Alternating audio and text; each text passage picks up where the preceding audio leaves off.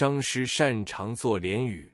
民国14年1925 3月12日，孙中山先生在北平逝世，曾以一联挽之。左舜生先生评论此联之风调，实为当时挽孙诸联之冠。联曰：孙郎使天下三分，当未得出盟，将表岂让望喜许。南国是无家旧物，愿灵修浩荡，武官无故入盟秦。联意仅在反对当时之孙段张三角联盟。于中山先生出无贬辞，文治丧处诸委员得此联后未敢悬挂，但已传颂人口矣。外交界名宿武廷芳晚年研究灵魂学，提倡养生术，自谓渴望活至100岁。陈炯明炮打观音山之役，吾奔走折冲，舌必唇焦，忧疾而卒，一命效欧西火葬法，不欲从世俗之棺葬。是文于先生即成一联云：一夜变须眉，难得东高公定计。骗石榴股市，不用西门庆花钱。见者无不作会心之笑，因为张师用了伍子胥和武大郎的通俗典故。他作挽联，时时起念即得，一挥而就圆笔写在纸上，附邮寄去。这是我亲眼得见的，并不需要正式写起来，所以一点不费什么事。张师与运铁桥很友善。铁老早年任商务印书馆小说月报编辑主任，中年治医学甚精湛，著有《伤寒论及医案》等书，达数十万言，门生弟子遍天下。有人张巨英集运先生遗著，名为《药安医学丛书》。铁老晚年到苏州去养病，就住在张师家。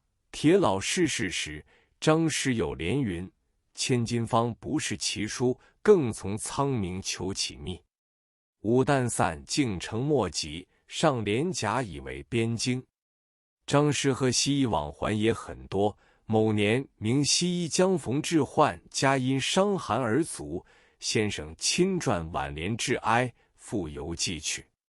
联云：医师著录几千人，海上求方，唯夫子出临毒疫。汤剂远兮无肆逆，少阴不治，愿诸公寒毒伤寒。这副挽联微有调笑性质，附于含蓄，但非明眼人不能辨。张师对于中医界贡献亦很多。张氏讲学会就印有专著《猝病心论》一巨册。所谓猝病，就是指急性传染病。王慎宣君又为印专辑一册。民国18年1929，张师又著秦伯卫、严苍山、王一人、张次公诸君创办中国医学院，并任院长之名。民国20年1931，兼又助张次公、陆渊雷、徐恒之3位创办国医学院，张师亦任院长。民国25年1936，又任苏州中医学校校长，所以追本寻源，张师在中医界训导的功绩是不可抹杀的。我编纂《中国药学大辞典》，请张师作序。张师指示搜考方法很周详。某年赴苏州火车拥挤，我赴苏时臂部受了伤，只得用布包裹进夜。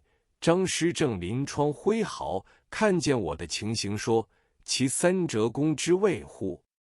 所指如墨，写了三折弓3个字送我。这天他意兴大发，我就陪他到关前街雪怀照相室拍了一张相。因为寺主林雪怀是我的旧友，拍好了后，我同他赴酒家买醉。张师对出入街坊素走不喜，晚年更不喜欢摄影。这天竟扶杖而行，并同到玄妙观一游，这是很少有的事。张师见到了甘气菩萨，就大笑。到民国25年1936，张师拒赴修文之诏，灵前所悬挂的遗像，就是当年雪怀所拍的那一张。生死间事著有定数。当时在无意中请张师摄影留念，不料这照片竟成为永远的纪念品。张师鼻部隆然，呼吸感微涩，难得有短时间的通畅，谈话时常做粗浊嗡嗡声，同时鼻孔中的2行清涕汩汩而出，有时如玉柱长垂，色线微黄，随是随流。据先生自称是患鼻渊症，并且疑为有脑漏，常取中药辛夷为末而嗅之，借兹疗治。我见了，告诉他用碧云散方将芙蓉叶研末，比辛夷末更有效。过了几天，再去谒张师，他笑说芙蓉叶末实在比辛夷末舒适而有效。恰巧这时杭州虎跑寺僧人某来所书，张师当场展指如墨，挥笔书辛夷芙蓉叶可治鼻渊的话，所撰文句极饶风趣。有人劝张师搁置，他不以为然，恐搁置后仍易复发。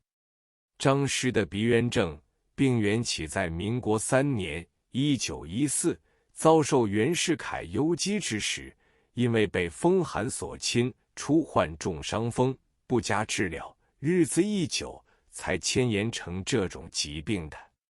返璞归真，院藏青田张师嫉恶如仇，凡人有不善，他总是面颊呵斥，不稍留余地。到了晚年，凡他不喜欢看见的人，绝不接见，即使见了也不多说话，黑而顾他，不再做灌服骂作。曾与人书，有云：少年气盛，力说好义人，由今观之，多穿凿失本意，大抵实可得无耳。假我数年，或可以无大过。先生晚年已曲重平时，前后志趣迥然不谋，亦是涵养功力日渐深邃之争。有人说汤夫人从旁婉劝，也与有功焉。汤夫人名国里，是当时有名的才女，婚后琴瑟敦笃。张师逝世后，他的家人错便凌趁于居室中，不谋入土营葬。盖张师生前托度致远代谋葬地，书谓刘伯温为中国元勋，平生久墓，欲速营葬地，与刘公冢墓相连，以身久元之望。亦由张苍水从鄂王而葬也，君既生长其乡，愿为我求一地，不论风水，但愿地稍高敞，近于刘氏之墓而已。袁寒见一事类稿，须一事著，要营葬于青田，以遂其夙愿。但千言未决，后来终日风云，日趋紧张，战争既起，大江南北，铁蹄纵横，他的家人都到内地逃避寇患。临行之前，即绝地宅中，为先生尊息之安。敌伪盘踞时代，我特地到苏州凭吊张师的木炉，目前杂草丛生，陈设萧然，所悬遗影已失所在，只留一老妪守宅。过了数年，遇张师的长公子张导、孟匡在宴席间，仪表英伟，言辞俊朗，也可说是哲人有后了。